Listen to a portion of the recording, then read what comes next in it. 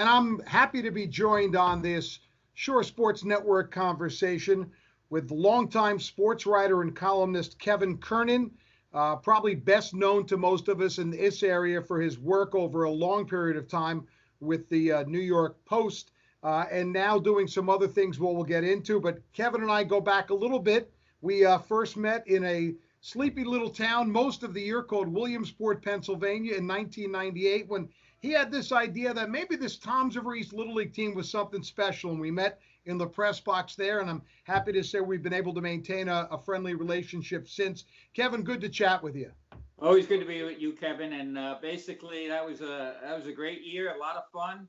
That was also the year, if you just watched The Last Dance, the last 10 minutes of The Last Dance, I was actually had a good cameo where I asked Rodman about them being the greatest team of all time. And they actually, the question stood the test of time.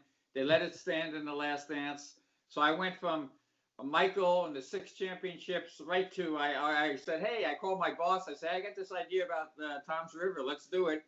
Went to Connecticut, then went on to Williamsport, followed them all the way, met you and your son, had a great time. Wonderful people of Toms River, of course. Still in touch with some of them. And then to follow it up, the next month I decided, hey, let's do the great home run chase, Sosa and McGuire. So that was a busy year. And you, of course, also began a lifelong friendship with Todd Frazier, who you've been friends with and, of course, covered professionally, but you've had a great relationship with him over the years, and I know he values it as well. Yeah, Todd is a special guy. You know, everybody knows that down the shore, what he does. But my first, actually, I met Todd before I met you. So I'm up in Connecticut. I'm going to cover the event.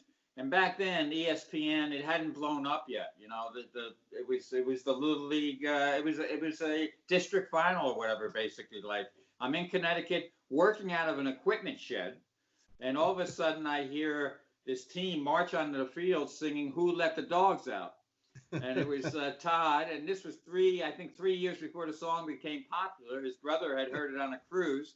That became their theme song. So I knew right away I was onto something special.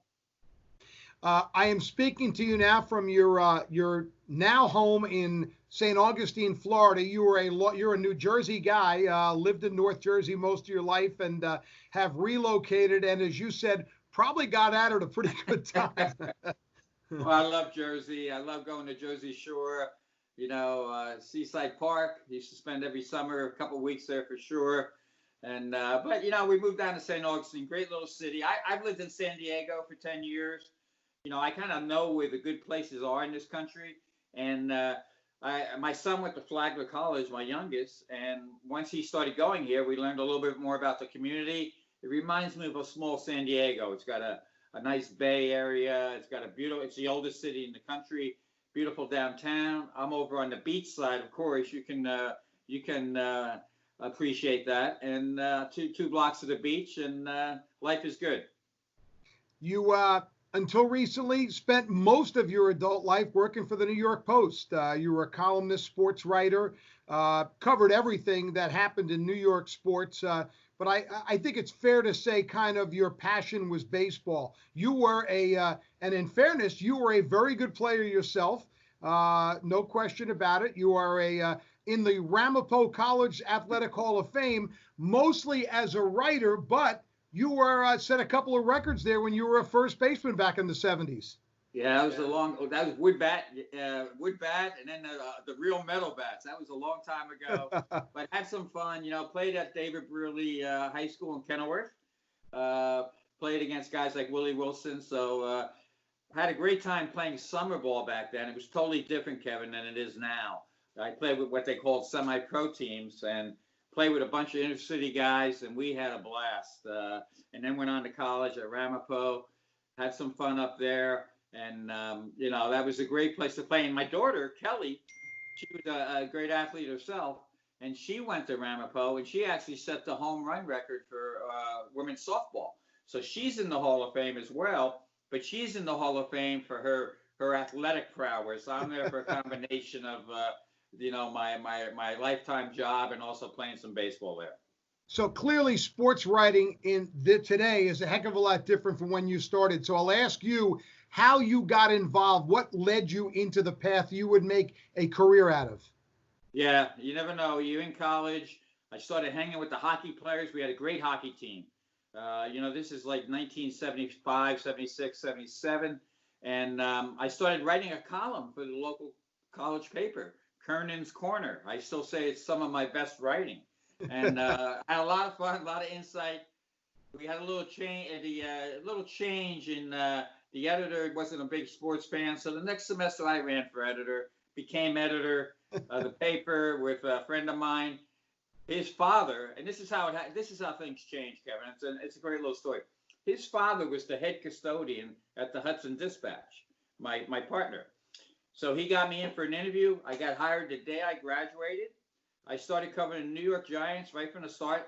And I love prep sports, as you know, but I've never covered a prep sport in my life. I'm one of the guys that went right into pro sports, started covering the Giants, made friends with some writers from New York, Bob Drury. Next thing I know, I'm hired by the Post, covered the NBA, all the great years, the Bird, Magic, all that stuff. It was just a great run. Went out to San Diego for 10 years, did the Padres, great relationship with Tony Gwynn, one of my favorite players of all time. 94, I switched over to the Chargers, and I'm looking around. I said, hey, this is a pretty good football team. The other writers thought they stunk. I said, no, this is a good team. They go to the Super Bowl, become friends with Bobby Beathard and the NFL, come back to the Post, if you can still follow. 97, I come back, and then I do the NBA for a couple of years, some baseball. About 2000, really heavy into baseball. Get to cover all the Yankees teams and the Mets through the years. Get to know Todd, and it's been a great run. 44 years of doing this, 23 years with the last 23 with the Post. And now I'm doing some work now for ball9.com, BALLNINE. And it's a great little website. We're doing a lot with, we actually write about baseball, not about, not about all the other stuff, but we write about baseball. I got a big piece coming out this week on Louis Tiant, and it's a multi-platform, so there's videos, there's podcasts, there's fun. I would recommend all baseball fans check it out, ball9.com, and it's it keeps me busy.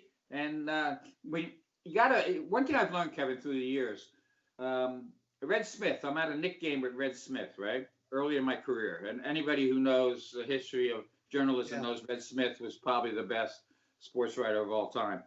So I'm sitting next to him. And because of my red hair, which there's not as much as it used to be, I think he took a liking to me. So we had a great conversation. I said, Red, why did you get into sports writing?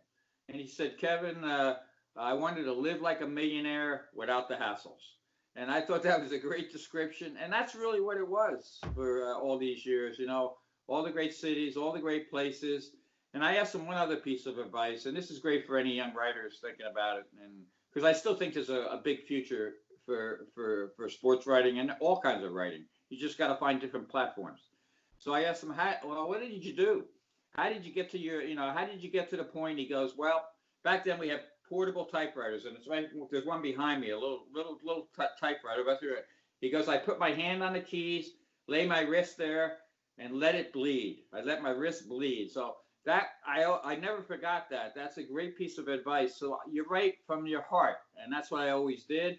I think that's why I had great relationships with players. I understood the game. I knew how hard the game was, and I could ask the right questions. And I watched the game. I mean, that sounds silly, but you would be shocked.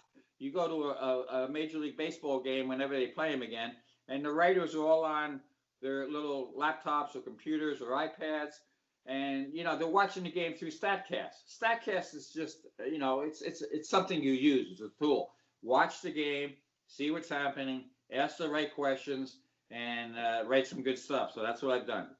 You mentioned relationships. How much has it changed the relationship between sports media and the professional athletes? Clearly, dollars and cents have become a bigger part of it. I'm sure there are many guys who play it for the love of the game, but in the old days, even well before you and I, reporters and athletes would spend time at the bar together. I mean, that was very common. It's clearly changed. How about your view of that?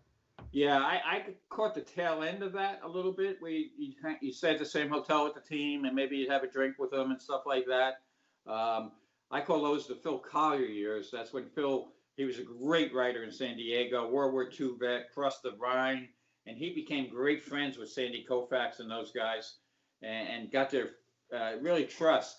It's a little different than when I came along, but we still got that trust going, and it's changed in one way now. Sometimes players think they can just go through social media to tell their story, but there's a reason we're writers. We can write their story if they open up to us and if we really want to write their story. Don't get lost too much in the analytics. Don't get lost too much in maybe the politics or whatever. Write about people.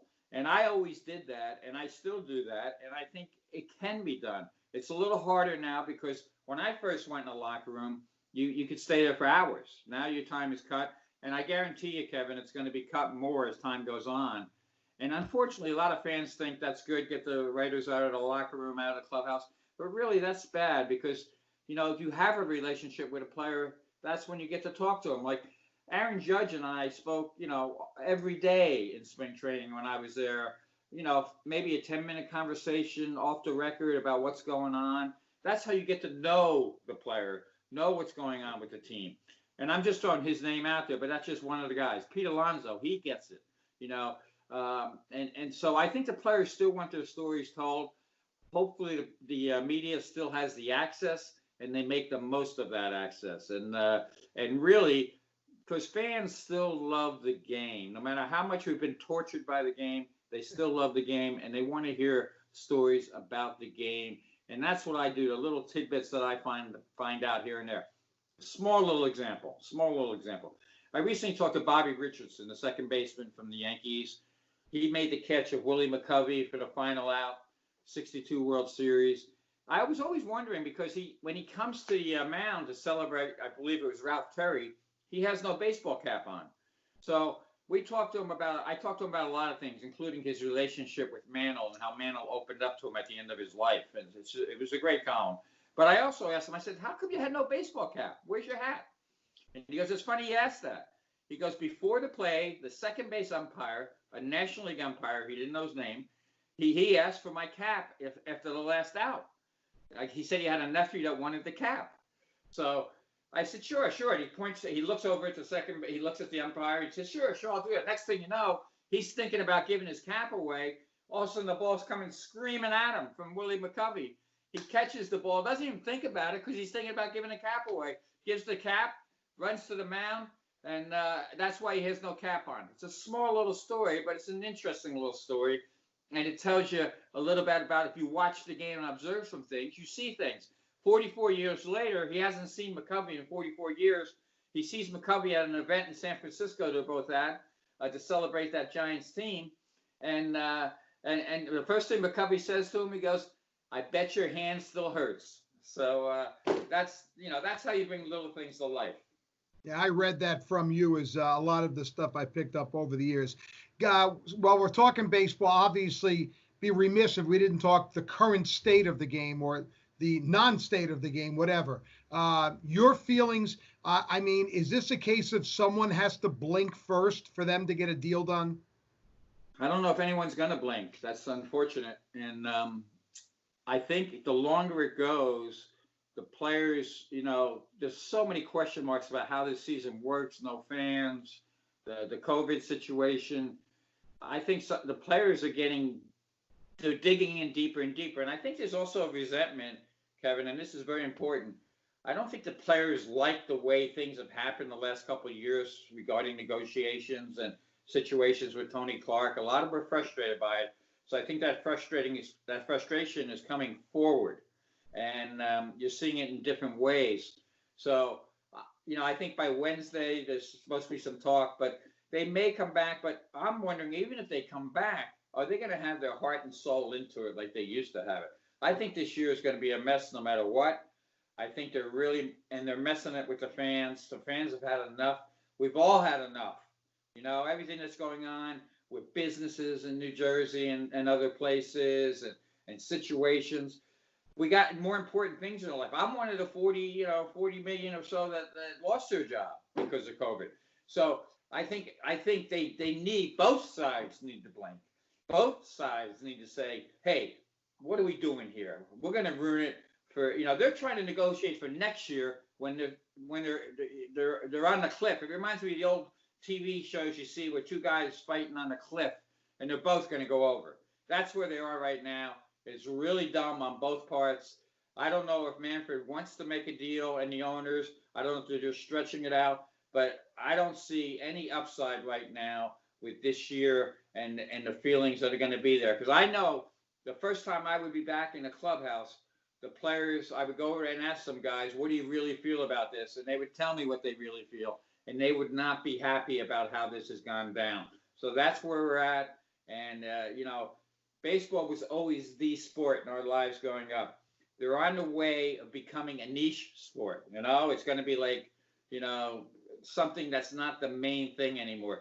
They had a chance to dominate July. They blew that chance. And I'm not telling you anything you don't know, but it's really sad. And sometimes, what's the best thing to do? Hold up a mirror in front of both sides and say, what are we doing here? And that's what I would do. I'd lock them in a room, get it done, and not let them out. If you were a betting man, would you bet there will be baseball this year or bet against it? No, I think they still want to get paid.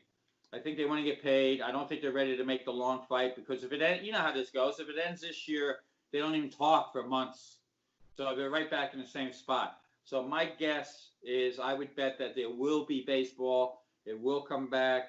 It's going to be a little different, and there's going to be a lot of bad feelings on both sides. All right, so we do know the NBA and NHL are coming back at the end of July, barring anything happening between now and then on a health standpoint. Can you envision those sports, and you covered the NBA for a long time, can you envision those sports without fans? Do you think the public will buy into it? I mean, I'll be honest with you, I have a little difficulty on an 85 beautiful sunny day in July or August thinking I'm going to go watch an NBA or NHL game. Absolutely. I think the fans have been taken for granted for so long, Kevin.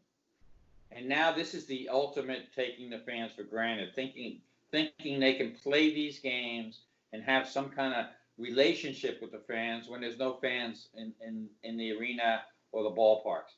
I don't think it's going to work. You're not going to have the emotional lift that you need as an athlete. And it'll be more like, and you've done it, through the years, you know what it's like when you go to a county championship game and the excitement that's in there when you walk into that gym, how special it is. But what was it like the day before in practice when you walked in? The day before in practice when you did your homework so you're ready for the game, guys going through the motions. It's just there's no emotion. So they're taking the fans for granted. I think it's going to be a mistake. I would love to see the fans being allowed in a certain way, and I'm hopeful that we can get to that point, and that it just won't be, and the cut out fans. Come on, are you kidding me? Cardboard fans. I mean, sports really needs to get it together in so many ways, and that's a perfect example. It's not going to have nearly the emotion. And if I'm down the Jersey Shore on an 85-degree day, I'm going to the beach. I am not watching an NBA game, guaranteed.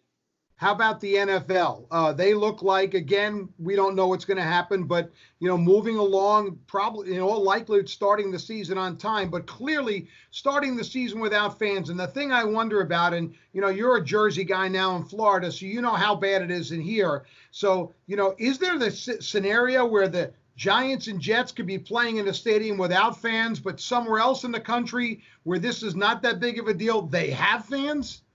That can absolutely happen because it's happening now. I'm here in Florida, and I can go out to dinner. I can go to restaurants. I can go to the beach. The people, people are smart. They're not on top of one another, but people are there, and sometimes it does get crowded. And you can't do those kind of things now up in Jersey. So that could definitely happen with Giants or Jets are playing in front of no one, and meanwhile, in Texas. Those teams are fighting it out with a big crowd. So this unfortunately this has crossed over to politics now. It's politics, it's health, and here's the worst part. There's been so many so much information that's changed that who do we trust anymore? You know, as a writer, that's the one thing I learned. You have to have trust of the players, trust of your fans, trust of your readers. And that's what I always work for. But I think trust has been lost in so many levels now that it's really gonna be hard for people to come back. And it's gonna be one of those things where like everybody's gonna want to put 2020 in the rearview mirror and hopefully look forward to the next. So maybe it'll be good having games just to keep the athletes involved. It'd be like turning on an XFL game, you know, where basically, or watching the Pro Bowl. You know, the NFL has the best chance because it's such a popular game, and those guys will play hard no matter what. Because if you don't play hard, you got a chance to really get hurt. But it's not going to be good. Hopefully, I would approach this year in all the sports, and this is how I would reframe it. I would reframe it as a stepping stone to 2021, and that's you always you don't want to overpromise and underdeliver. You want to underpromise and overdeliver, and that's what all the sports should be doing. They should be framing it like, okay, this is the first step. It's a good step, but we're going to really be back strong next year. If you were doing your columns right now, I'm wondering how would you be reacting to all of the racism conversation that's going on in our country and the way different sports have, talked about it, the recent statement from Roger Goodell, which was a 360 on what he said 4 years ago. And how do you think, as a guy who spent a lot of time in locker rooms, how does this impact the locker room when we do get back to pro sports? I think it will impact the locker room, and look at Drew Brees' situation. I mean, there's a lot of reasons, Drew Brees, he turned it around, apologized for what he said. I think it's going to be difficult no matter what for everybody. It's difficult for us to wrap our heads around certain things. The athletes, obviously, and then you read more stories too, like even on the college level, what's going on, I think of Iowa, some of the things out there. So it just, sports used to be an escape. But now there's no escape. Life hits you right between the eyes every day, and you just got to deal with the best you can, and hopefully we all come out of this better, stronger, and more understanding of each other. And that's what I would say. But again, truth has to come from the politics end, from the health end. We have to get back to really being having trust in one another as Americans and across the board. And I think that's where in the locker room, I think once you get into the games, you've got to be so locked in. Yourself being around athletes, you can't be worrying about something else when you're trying to hit a 98-mile-per-hour fastball. So once they get on the field, I think it'll be nice to see players together and have some togetherness. And that's my hope here. There's a lot of togetherness moving forward. Yeah, I think we're really absent of leadership in so many different levels, and that's what we want more than anything. And as we sort of put the tail end on this thing, couple things. All your career, all the years writing and covering sports, and you've done your fair share of broadcasting and TV, radio, all of it. Athletes that you really enjoyed covering, that you loved covering them, and they gave you honest answers, and you just felt comfortable with them. Who stands out? Well, first of all, most of the times I want to compliment the parents because they raise good kids that really, and you see it right away. Of course, Todd Frazier is right up there. Tony Gwynn is right up there. Quick Tony Gwynn story. Tony, we had the ability with Tony. Tony had a great laugh. And Tony, you could talk to as a regular guy, not as a superstar. He never looked at himself as a superstar. He looked at himself as a hard worker. So I used to always bug him about letting me open his paycheck. And because, he would always sign a club-friendly check, contract, but it would always be a big check still.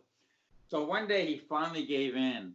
And I said, Tony, let me open your check. It's right there on your stool, right in front of your locker.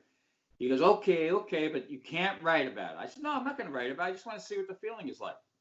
So I'm pretty prepared for a big number. And this is like 1990 maybe. So I opened the check, and this is a 2-week pay period, and it's $86,000. I think 86. I may be wrong on a number, but it's in that vicinity. So I go, oh, wow, whatever the number was. And Tony sees my reaction. He goes, yeah, but look at the taxes. Look how many taxes they took out. And that's, you can do that today with any athlete as well, no matter what the paycheck is. So when you can have that kind of relationship with those guys, I love Reggie Jackson. LaTroy Hawkins was another good one. To be very honest, LaTroy. One day there was a really stud minor league type pitcher that the Yankees had called up, and I'm not going to name names, but he had done some things with LaTroy, and LaTroy got back at him. This guy had a very fancy, like an old Bonneville or something that he had redone, beautiful car. Well, LaTroy stole the keys one day and put him in a block of ice. Had it frozen into a block of ice. And he put it on the kid's locker, on a seat in front of his locker. And then the kid was going crazy looking for his keys, couldn't find it, threw out the block of ice, thinking it was a block of ice somebody had just put on his locker. And he threw it out. And so finally Troy said, hey, look in the garbage. You threw out your keys. So when you have those kind of players giving you that kind of, and plus insight into the game, David Wright, the obvious guys, Aaron Judge, I think, is a prince. I think he knows so much about the game. So that's my point. It can go from generation to generation. Cedric Maxwell, when I covered the NBA, he was probably the funniest guy I ever met. Bird, Magic. I see Magic to this day, big hugs and stuff like that. The guys were very honest with us, and you still get that. Pete Alonso, he's a special one with the Mets. Michael Conforto, he's a special one. Zach Britton. Zach Britton is very underrated, and he can analyze things not only on the mound, but I'm sure if we talked to him about the negotiations, he would give you a much better answer than I would. So there's still a lot. I got to say, I like most of the players. I very rarely had a tough player. One quick story. Latrell Sprewell, who was tough to deal with, right? People think. I got along great with Latrell. One day his agent ripped Knicks management to me, and I wrote the column. He got fined like $32,000 because of what his agent said. So the next day I got to go see him with the other writers and thinking, this might not turn out so well. But to Latrell's credit, he said, when somebody asked, I didn't ask the first question, somebody asked about the fine, and he said, if Kevin wrote that column, if he wrote that story, then I know my agent said what he wrote. He said, because Kevin's always honest. So you get that kind of relationship with a player, when $32,000 is taken out of his pocket and he still trusts you, that says a lot. So that's how I looked at it. A lot of great guys. And I think you know yourself, Kevin. You've dealt with these guys for years. You know what these athletes go through to get to the point where they are. And even on the high school level, it's wonderful to talk to these guys. And just my advice to all athletes is just be yourself. Again, you can still follow Kevin at ball9.com, where he's contributing now. And I'm sure we'll find other places down the road where we can follow him when he's not enjoying the beach in St. Augustine, Florida. But I do want to also be one of the first to offer you congratulations, because this fall you are going to be inducted into the New York State Baseball Hall of Fame. And I looked, since you mentioned that to me earlier, I looked at the list. That's a heck of a list. Yeah, it's really it's a humbling experience, and it came out of the blue.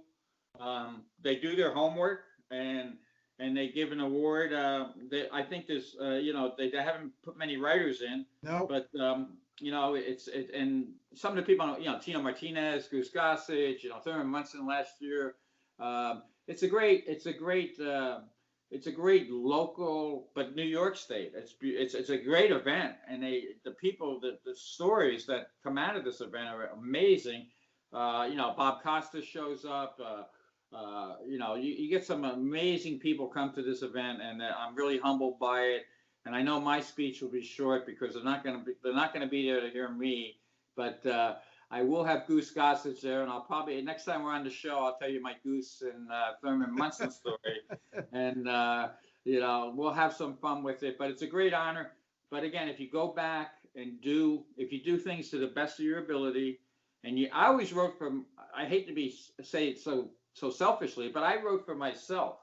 No matter what paper I was working for, I knew my name was going to be on this. my picture would be on the column. So I better be right with this as much as I can. And I wasn't shy of giving my opinion as well. And that's why at Ball9, and also Ball9 is also, you can follow him on Twitter. It's very easy to follow. You're still going to get my opinion on stuff, but it's just fun stuff. Be honest, be fair, move forward. Well, you might have written for yourself, but I am among the many who were thankful enough to be able to read you on a regular basis and enjoy following you. It was a pleasure meeting you in 1998, and all these years later, still calling you a friend. May you enjoy, I won't say retirement, but enjoy a little bit of a laid-back lifestyle and spend some time with your bride, who you just celebrated an anniversary with, and continue to enjoy all of life's good fortunes because you've earned it. Well, you may see me on a Wednesday night fireworks down at the Jersey Shore some night. So looking forward to seeing you again, Kevin. Thanks, Kevin. I appreciate it.